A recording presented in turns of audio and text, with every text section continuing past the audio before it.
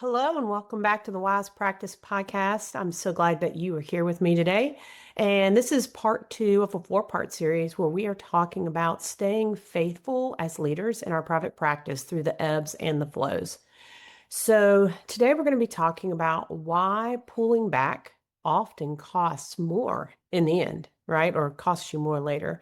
Last time we kind of had a little bit more of an intro. We talked about discernment and fear and making our decisions in the ebbs and flows of private practice. And then today we're going to really focus on kind of what are we missing out when we are delaying decisions or when we make decisions too quickly sometimes, right? So this episode is part two of the January series. So if you missed the first one, I really want to encourage you to head back and listen to that one, and where we talk about kind of your numbers being unsteady, how to create steadiness in the midst of those seasons when it's up and down. So today I want to talk about something that I see happening every single year. But before I get into that, I just want to encourage you, if you have not rated and reviewed the show, if you can take just a few minutes, stop the podcast, whatever it is, and rate and review the show on whatever podcast player you listen to. It means so much to me. I go in and I read those reviews, and they really inspire me and they help me get ideas and ways to help do wise practice. So I really appreciate you taking the time to do that. And if you found the podcast helpful, share it with a friend, share it with another faith-based practice owner that might feel alone in their practice. All right, so let's jump into the content of this episode because I'm going to talk about something I see every year with really good, thoughtful intentions with practice owners, but really things that make big mistakes. This is when people pull back when things are slow, tight, or uncertain. You may have felt like doing this within your own practice, especially when seasons are slower.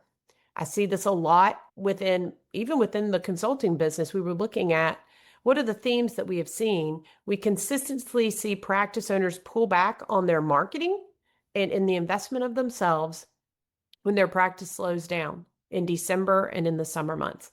What's so funny though is we know that our practices are going to have ebbs and flows. We know that for every up there's a down, and for every down there's an up. And there are definitely seasons of clients reaching out more and less. And so we want to be thoughtful about those seasons and not just have reactions based on the season.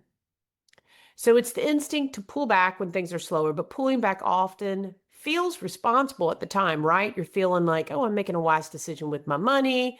I'm freeing up this amount so I can invest in this, or I can take care of my family. And sometimes you might even be thinking to yourself, this feels like the faithful, right, godly decision, right?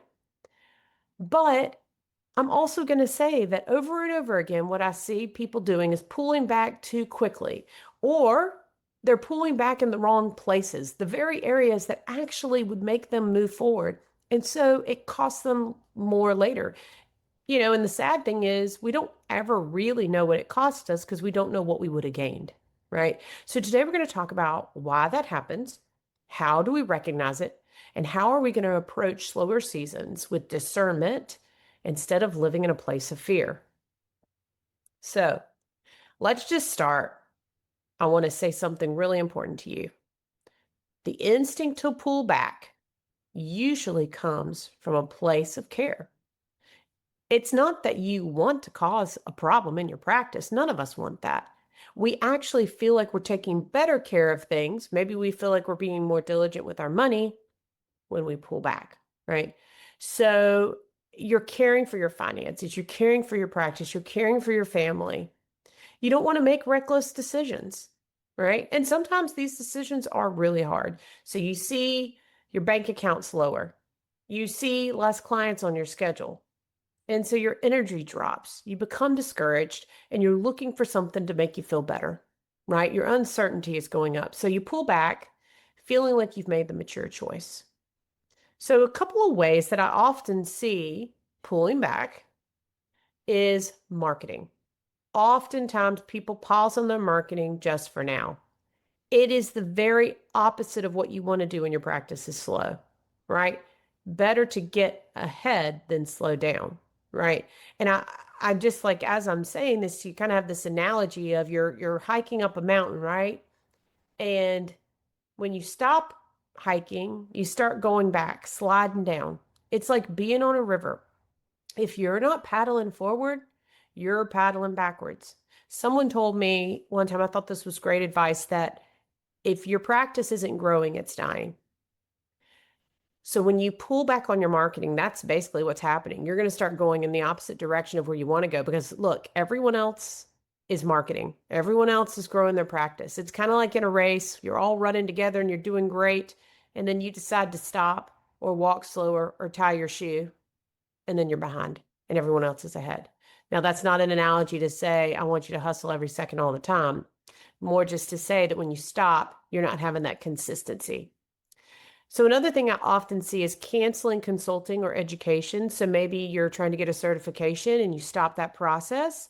I see it a lot with consulting, people who are getting help growing their practice, but then they're not making the money that they want to make. So they stop getting that help for their practice and then they don't make those improvements forward. Now, of course, I don't want you investing in something for long periods of time that's not working, but if you just only invest in a short time, you don't give it enough time to work.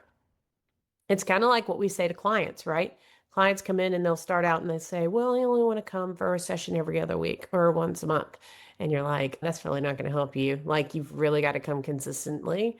So you want to make sure that you're consistently investing in your education, your consulting to move forward, just like we want clients to invest in therapy every week. So delaying system improvements is also when we pull back.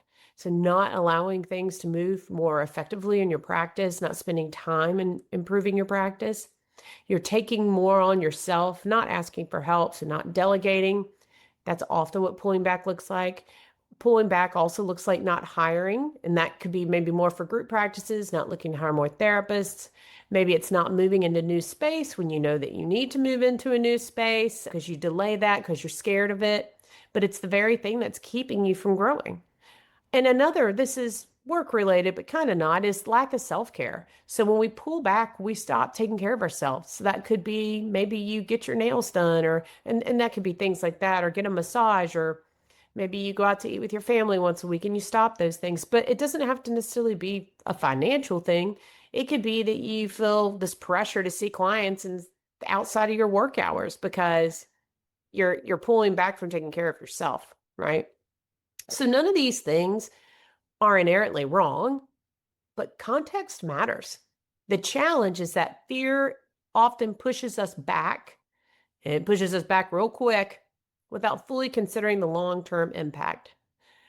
I am a huge fan of Profit First, and so every 2 weeks we get our Profit First report.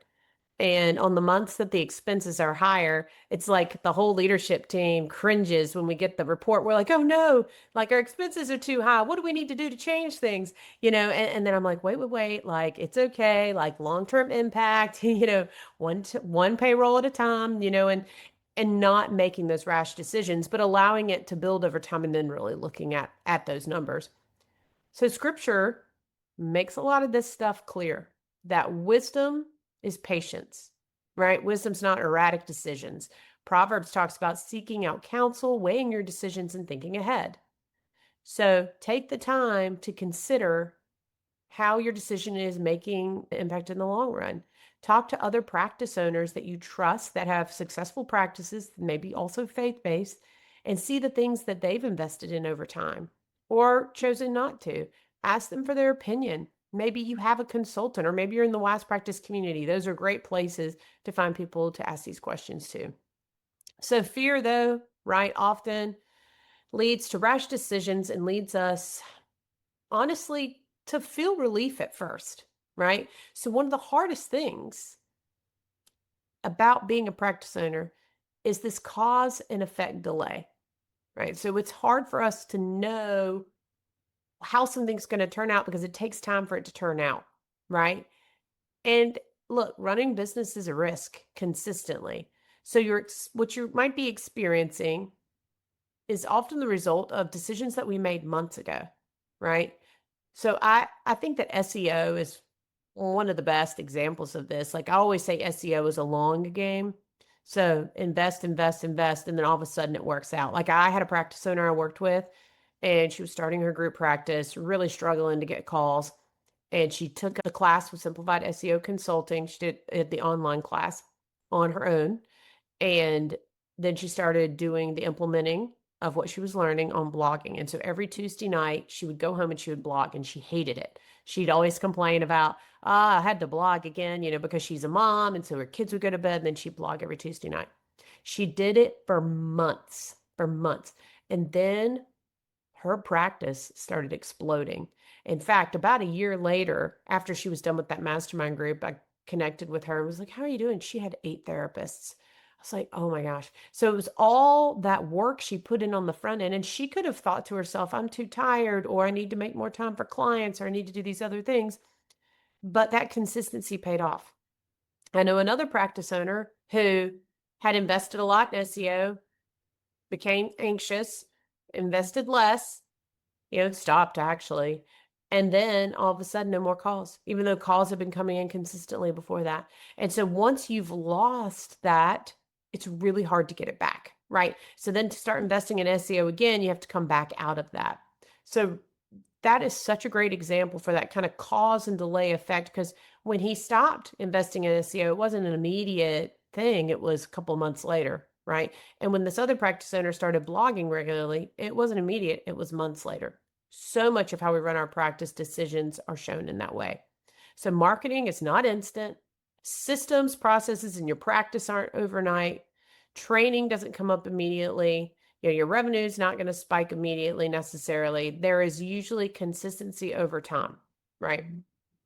I can think of a time that I waited way too long to do something, which was hire my first assistant. And I feel like so many people say that to me. They're like, oh, I don't want to pay for it, or I don't want to train the person. I don't have time for these things.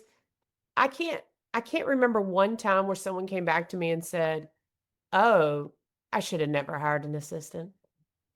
I always hear them come back and say, I'm so glad I hired an assistant, right? I also think about this idea of delay with starting a group practice. And I use this example a lot, but practice owners who want to start a group practice, they will call me. I'm thinking about one in particular. She got on the phone with me and she was like, I want to start a group practice someday. And I'm like, okay, well, let's talk about where you're at in your practice. So we were doing a clarity call, and I said, oh, so you're getting clients, you're getting full, like, you want to start a group practice. And then I flat out said, when do you want to start it? She was like 6 to 12 months from now. And I'm like, why? She's like, I don't know. I don't think I'm supposed to yet. I don't feel like I'm qualified or whatever. And I said, look, you're already doing all the things. If you start your group practice in January, you already, if we start working together, you're already going to have 2 people hired by June, more than likely. And you'll be making more revenue than you did if you'd just been solo till June, right? Then when we get from June to the end of the year, you've got 6 more months to grow that practice, as opposed to waiting till June to start that practice, right? So that's 6 months of lost time, money, education by waiting 6 more months to do the thing that you already know you want to do, right? So there's that lag there, lost time and lost money. And look, I'm talking business here, and that is important. But let's also remember that's a loss of investing in people's lives. It's a loss of investing in the therapists that are going to work for you, the clients that are going to come to you. When you stop investing in your marketing, you're going to stop investing in people that find you online. Money that you could spend investing in your church, investing in your family, and nonprofit situations. We want to be diligent about these things. And so when practice owners pull back in these slow seasons, they often don't feel the impact immediately. There's this temporary sense of relief, right? Fewer expenses, less effort, they're feeling better. Months later, this is when these things happen that we're talking about. Caseloads become harder to fill, right? Because you don't have that marketing in place. You didn't hire a therapist. So then you don't have anyone to see clients. A lot of people get scared to hire more therapists or their first therapist because they think of the financial investment. But the truth is that therapist is going to help you grow more. I remember so clearly when I had a group practice and there was a moment where I had some people quit and I had to hire some more people and I didn't have enough. And somebody called and I took on a client because I had fear that we weren't going to have enough money and I better see these clients. Woo, that client had a lot of trauma. And of course, I'm glad that I helped her. But in the end, I just did not have the capacity to help her. It was stressful for me trying to run the practice and see as many clients as I was seeing, especially seeing a client that had a very complicated situation going on. And I was like, man, I should have hired another therapist, or I should have waited to give her to somebody else. So sometimes we take on those clients, right? We get more involved in things than we should when we could create processes and systems for that. Our systems are outdated, our policies and procedures are outdated, and then we're not investing in our team, right? So the growth returns, but the infrastructure isn't ready. That is when we're in a bad place. So a lot of times people haven't set up their practice to be able to handle that growth. And then practice owners are overwhelmed, they're making poor decisions, and they don't really enjoy what they do, right? So we have got to put our time, money, and energy into these infrastructures that are going to help your practice be successful. As we think about biblical concepts for this, I mean, Galatians, reaping what you sow, right? We're going to invest in something knowing that something will come later. There will be that delay, and that's really hard to wait on, but in the end, something great will grow.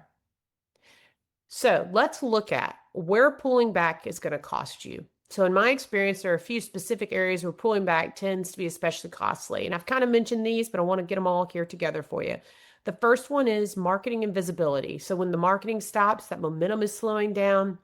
Trying to restart that takes a lot more energy and consistency, which is what I was telling you about the story with the SEO and that investment there. But it could be a lot of different investments in your marketing. It could be investing in your website and getting it looking good, writing service pages and blogs on a regular basis. Maybe it's reaching out to referral sources on a regular basis. Maybe it's investing in your social media, posting regularly. And so we pull back on those things and we lose that consistency and we lose where we were going, right? I see this a lot with emails. So like a lot of people with their newsletters, they stop doing their newsletters and then they start them again and wonder why nobody's reading or following them, right? Well, that consistency with newsletters is really important for people seeing you in their inbox and remembering you. So it's another example of consistency. So we're pulling back costs the most with systems and support. So the systems are often the first thing to go when things aren't feeling right. And these systems might provide you a little bit of relief at the time because, hey, I'm saving that money, but it actually creates more burnout for the practice owner in most cases, sometimes for the rest of the team.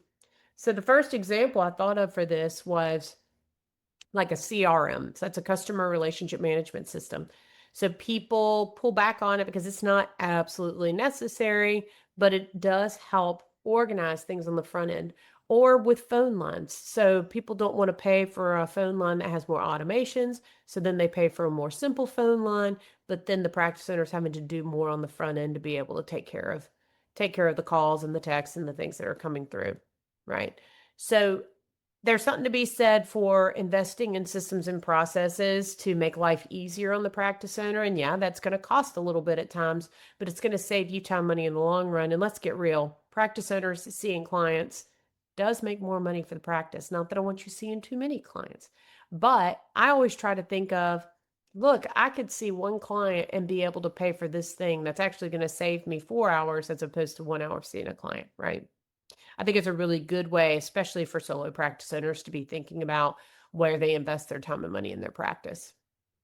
So where pulling back costs the most is learning and guidance. So often practice owners pause their education, their consulting, when that clarity is what they need the most. I had a practice owner just the other day who was in the membership community email me and tell me they needed to stop the membership community because their practice was not doing as well as they had anticipated.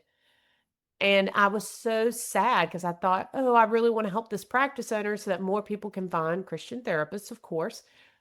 But he's in this community that I have so many marketing, courses and paperwork.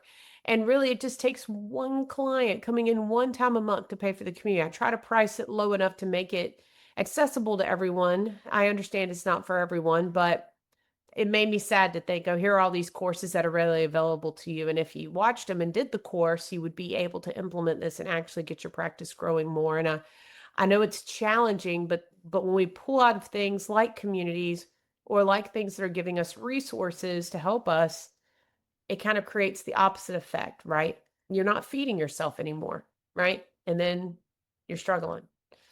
So make sure that you're investing. It doesn't have to be with Wise Practice, of course, just somewhere that you're learning and getting guidance on growing your practice. So where pulling back also costs the most is taking on everything yourself. We all fall for this one, right? And sometimes we might feel like it's noble, but the truth is that the fastest path to burnout and exhaustion is when you take on everything yourself. Another practice owner I know answers the phones for their practice because they want to be able to take care of everybody, and they believe they're going to do the best with it, and they think that they're doing something kind for their practice, but really that becomes the bottleneck, right? Because then they can't help the practice move forward because they're answering the phones. You want to do the things that only you can do, right? And then hiring people to do the other things. So when we don't hire or contract out, we take on everything, and that costs us a lot more in the end because we can't do the things that would actually bring in more revenue as practice owners. So we do see in scripture that wisdom builds gradually. When you think about building a house, and there's so many references to a solid foundation in the Bible, but you are building this thing, and you've got to build it one step at a time. And when you start pulling things away, tearing things down, changing too many things, that can create confusion. You're not all building a house together, and the foundation can get shaky. So you want to be really consistent in the things that you're doing. So how do you know if it's time to pull back, right? Or are you living in fear? So here are some questions that I have here for you, some kind of discernment questions that you could sit with. So I guess if you are at home or you have a journal, these would be some questions to write down or come back to later. Am I making a decision because I'm looking for short-term relief or long-term stability? Y'all, I fall for this one all the time.